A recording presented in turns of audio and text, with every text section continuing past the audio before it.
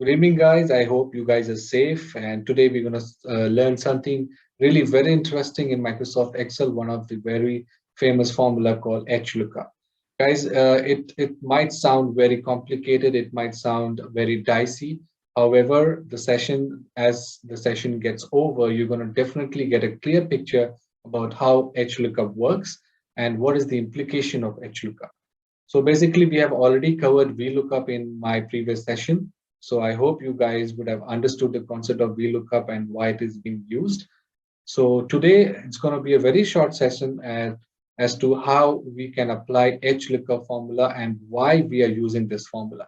These two things are very important today. So without further wasting our time, let's gonna start the session here. Let me share the screen with you. Just give me a moment.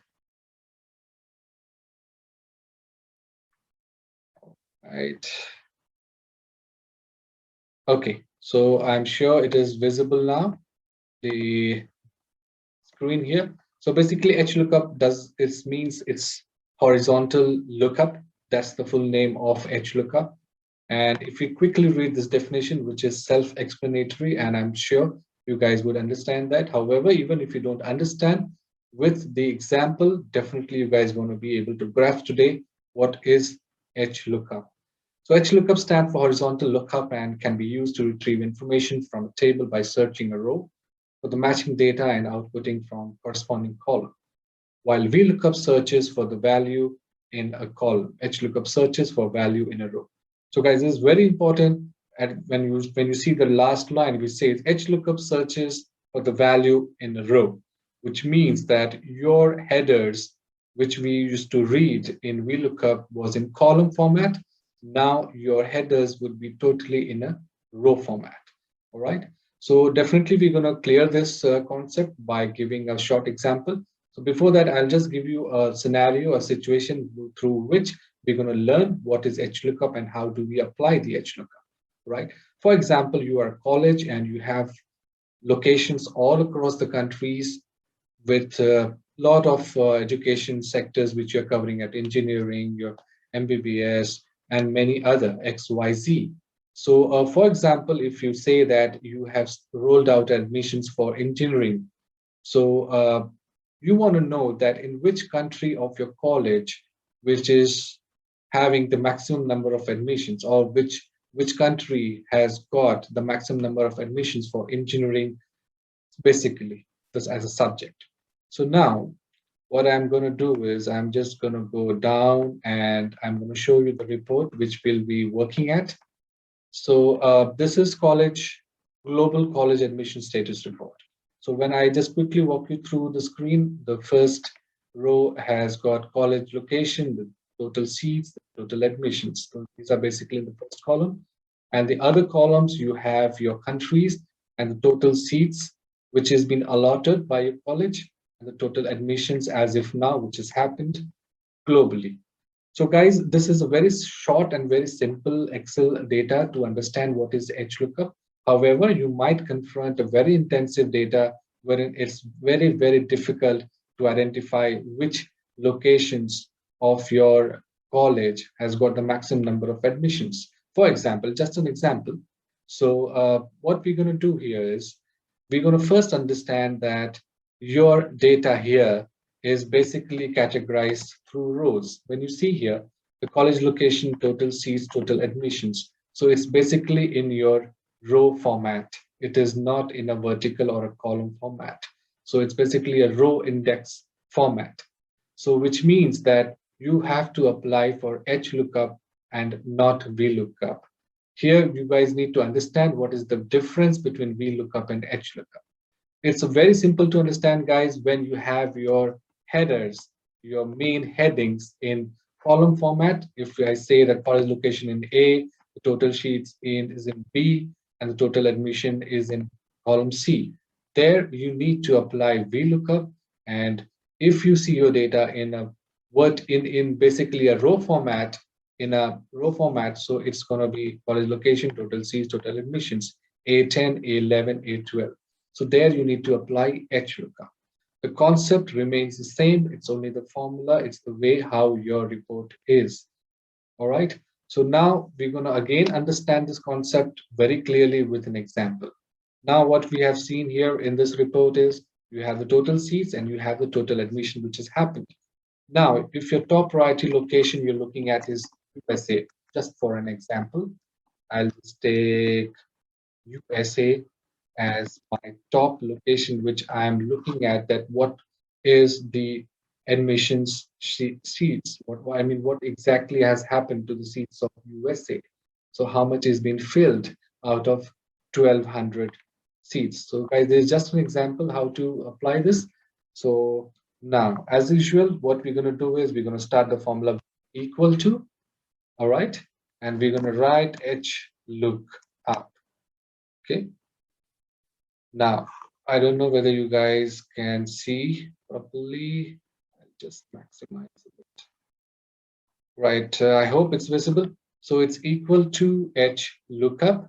And what it's saying is here is lookup value. So my lookup value would be USA. I'm going to click on USA because now my row heading, the total admissions for USA, I'm going to read this data. I just want to know that how much admissions has happened for USA, right? So I just click on this particular tab, USA, I put comma.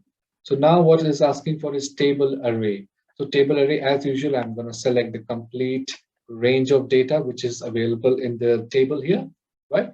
And again, I'm going to place a comma here, and if you see here, it's row index number, guys. This is again, that's where the difference is. When you're applying for a VLOOKUP, you have got a column index number, which is being asked by Microsoft Excel. Here, it's going to ask you the row index number. So your row index number is 1, 2, 3, because you're looking at the total admissions. So what would be your row index number? It's going to be 3. So what you're going to type is, you're going to type third, because you're looking at the total admissions. It's 1, 2, 3. So it's going to be 3, comma.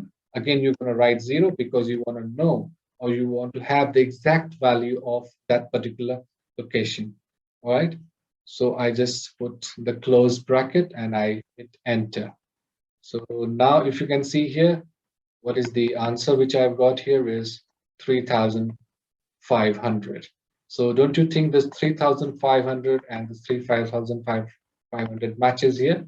So HLOOKUP helps you to easily identify in this report that the total admissions for USA is 3,500.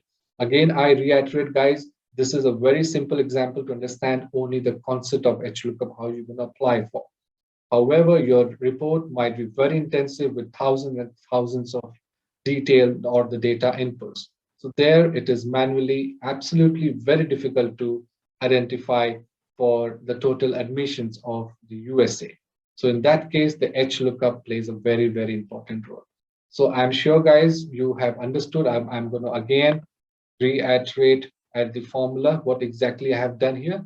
So equal to, I have written HLOOKUP here, and it's going to asking me for HLOOKUP value. The HLOOKUP value will be for the location which we are looking at, comma, it's going to be the range I was going to select here.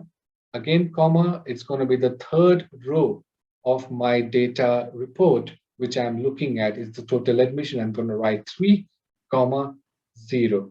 And I close the bracket and I hit enter. That comes 3,500. Now, for example, now you have set the formula. So now, for example, you are looking at Australia as your top prior country. So now the moment you change here, your report changes. The answer gets 956, right? So that's the magic of setting the right formula for HLOOKUP so that you can customize and get any country's detail just by writing it. So what I'm going to do is, one second, I had written the formula and the result. So let's write Sri Lanka here. So it's 2,200. So bang on. So your formula is absolutely right. And it's completely matching with 2,200 here. So that's how you can apply for. So I'm sure it is very easy to understand. It is very simple to understand HLOOKUP. It is not at all a complicated formula, guys. It's only that if we are not aware of the right concept, if we do not understand completely, or if just people say that that's very complicated and we just believe that. So guys, don't go for the rumors, don't go with the jargons. So this is absolutely very, very easy and very, very important formula which is being used for simplifying your data. So I'm sure you guys would have enjoyed my session. And again, the next session will be very interesting. And as I say, guys, we all are there in the same journey of learning together. So till then, take care of yourself, right? Take care. Bye bye.